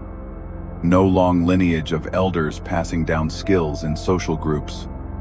No stable, intergenerational culture visible in ordinary human terms. Each life must do an immense amount quickly, and mostly alone. Intelligence blooms. Without a long public apprenticeship, it blooms in private, in immediate exchange with the environment. That makes it feel almost miraculous. No wonder the animal has so often become a philosophical mirror. When we ask what intelligence requires, the octopus keeps breaking our assumptions. Maybe it does not require social grooming, facial expressiveness, prolonged parental tutoring, a vertebrate skeleton, or a hand with opposable thumb. Maybe some of those things support some kinds of intelligence in some lineages, but not all. The octopus broadens the sample. It forces us to think not in singulars, but in pluralities. There are many minds, or at least many ways for mind-like complexity to arise. Many sensory worlds, many bodies through which awareness can move. The octopus is not merely an odd endpoint on a side branch of evolution. It is evidence against intellectual narrowness. That is why it matters beyond the sea, beyond biology, beyond natural history. It enters philosophy because it expands what we must be willing to count. At the same time, one must avoid turning the octopus into a mystical symbol, floating free of animal reality. It still eats, hides, mates, escapes, gets eaten, uses energy, suffers injury. Dies. The wonder lies not in transcending biology, but in seeing how far biology itself can go. Nature needed no outside intervention to produce this. No miracle beyond time. Selection, matter, and the long pressure of living in difficult worlds. Reality was imaginative enough on its own. That thought can be grounding. We do not need fantasy to encounter astonishment. The sea already contains it, And perhaps this is one reason sleepy scientific storytelling can feel so restorative. It lets facts remain facts while allowing them their full emotional depth. It does not force every wonder into a shout. It lets slow amazement do the work. The octopus especially rewards that pace. A loud voice can flatten it into novelty. A slower voice allows the layers to unfold. Softness, danger, curiosity, solitude, patience, pattern, intelligence, vanishing, seen that way. The octopus becomes almost the perfect nighttime subject. It belongs naturally to dimness, uncertainty, and gradual recognition. It is not an animal of immediate full disclosure. It is an animal of partial reveal. First the outline, then the eye, then the skin shifting, then the realization that what looked like stone was alive all along. That sequence mirrors how sleep often comes as well. Not all at once. First the body softens, then some thoughts fade, then others blur, then awareness changes state, while part of us still lingers at the threshold. The octopus, with its dreamlike skin and hidden den and distributed calm, feels strangely at home there. If we imagine one now, tucked into the reef, perhaps the scene becomes very simple. An opening among stones, a suggestion of arms, the eye half visible, a body folded so neatly into the place that the boundary between animal and shelter has nearly vanished. Water moving in and out, the slow work of respiration, the silent chemistry of blue blood. No hurry, no display, no need to explain itself. Perhaps outside the den, shell fragments lie where previous meals were opened. Perhaps a small rearrangement of stones narrows the entrance. Perhaps a route from the den to nearby hunting ground is already known in the body through many nights of travel. Perhaps the skin holds still now because no sudden answer is required. Perhaps deeper in the tissues, the unusual nervous system remains quietly ready. The octopus waits. That waiting is not empty. It is a reserve of possibility. So much of octopus life consists in this poised relation to the world, neither frozen nor reckless, neither absent nor fully exposed. Alertness at a low flame, a body ready to change if the environment changes first. Humans know something about that state too, not biologically in the same way, perhaps, but psychologically. We know what it is to hover near action, to remain open to small cues, to inhabit a room without dominating it. Yet the octopus teaches a less anxious version. Waiting without obvious strain, readiness without noise, presence that does not demand attention. There is kindness in witnessing such a thing at night. It suggests that awareness need not always be effortful. That one can be responsive without being tense. That one can remain hidden and still fully alive. Perhaps that is the final and gentlest gift of the octopus. Not merely that it is strange, but that its strangeness can calm us rather than disturb us. Under daylight, the idea of an alien mind may thrill or unsettle. Under night, it can soothe. Another form of life keeps its own company beneath the water. It asks nothing of us. It goes on solving the sea in its own manner. We are free simply to know that this is so. And because it is so, the world feels larger, quieter, and more complete. There will always be hidden minds in dark water. Always bodies answering environments with designs we did not foresee. Always routes through reality other than our own. Tonight, that can be enough. You need not follow the octopus any further. You need not keep tracing every arm back to its source. You need not solve the mystery of what it is like to be such a creature. The mystery may rest best when partly unsolved. Like the animal itself, it need not come fully into the open. It can remain in the reef, in the pressure of deep water, in the last faint pattern change before sleep, in the space between curiosity and understanding, and from there, from that quiet middle ground, sleep can arrive naturally. Note as an interruption, not as defeat, but as another soft transition, one state answering another, one pattern fading into the next. Like an octopus passing from visible to hidden, like the sea passing from dusk to night, like the mind passing from thought to dream, slowly, softly, without needing to force the edges.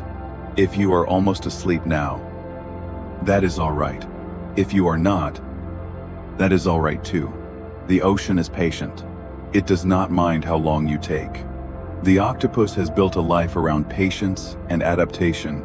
You are allowed a little of the same, a little more slowness, a little less effort, a little more release. Imagine the body growing heavier.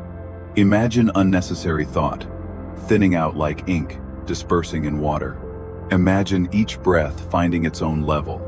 Imagine the last distinct image of the octopus fading into texture and dark. No final announcement. No sharp ending. Only a quiet settling. As if the seafloor has accepted another shadow.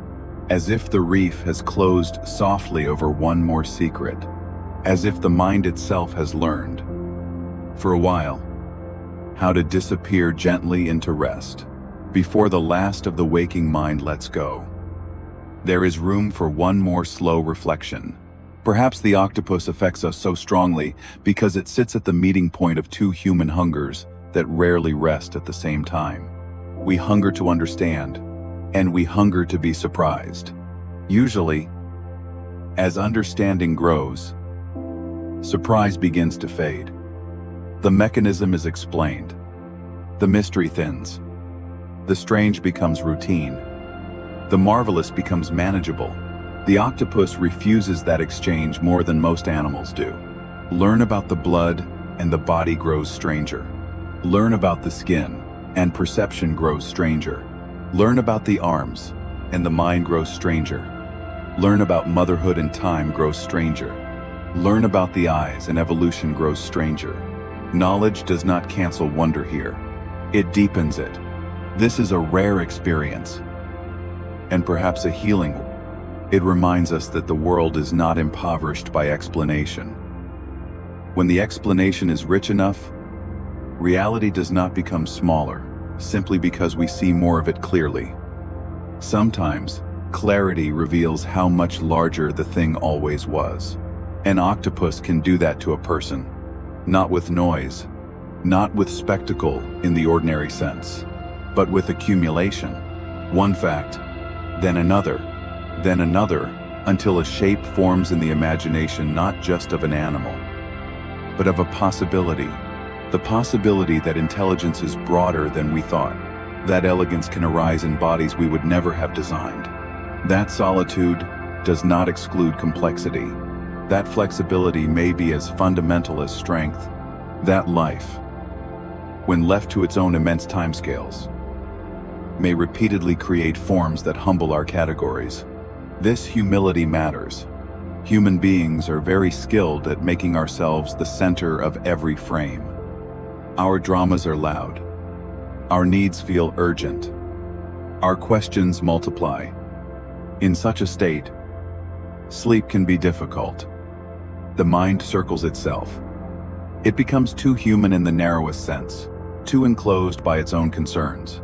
A creature like the octopus offers an opening out, not because our concerns vanish, but because proportion returns.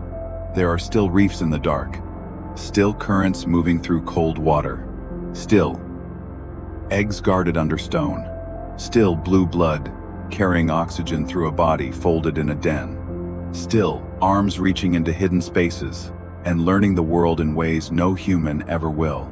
To remember this is not to erase ourselves. It is to take our place among other realities. Sometimes that is enough to let the mind rest.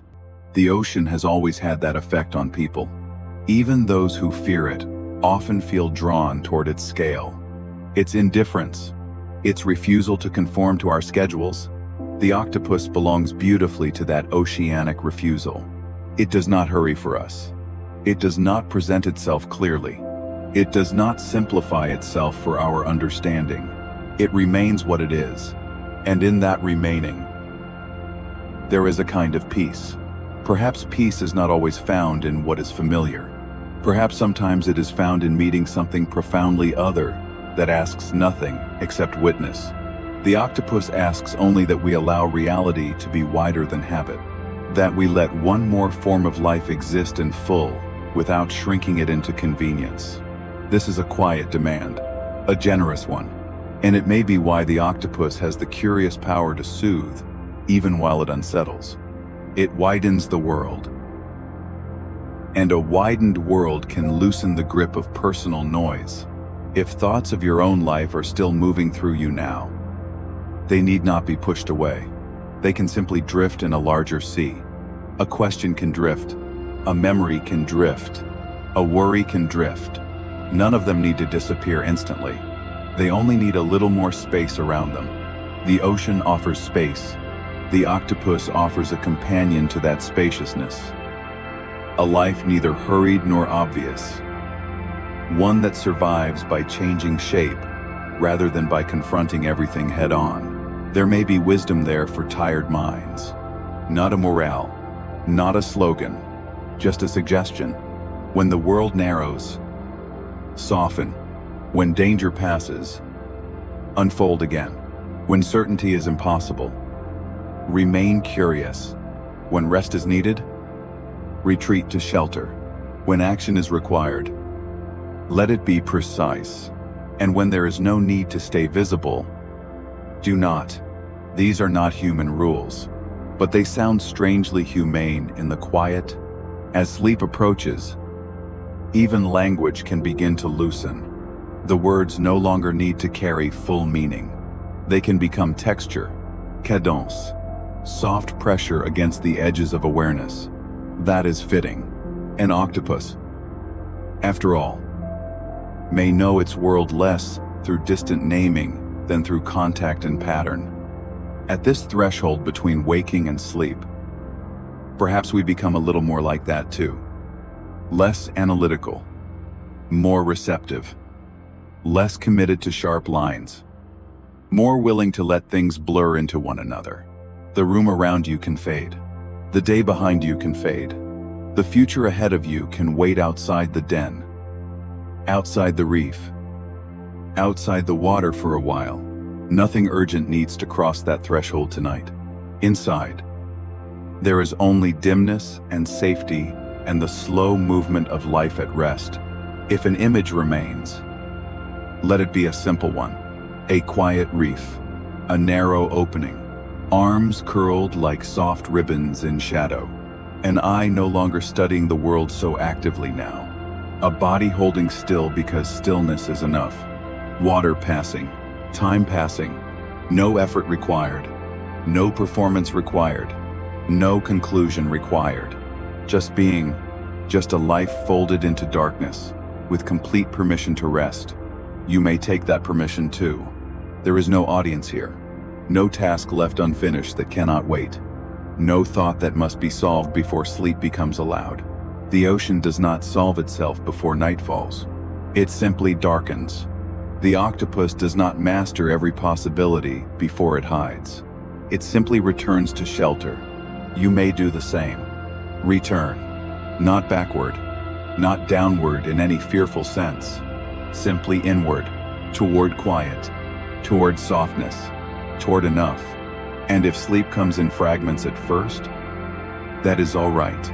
The sea also moves in rhythms, wave after wave, current after current, pattern after pattern. Nothing says rest must be instantaneous to be real.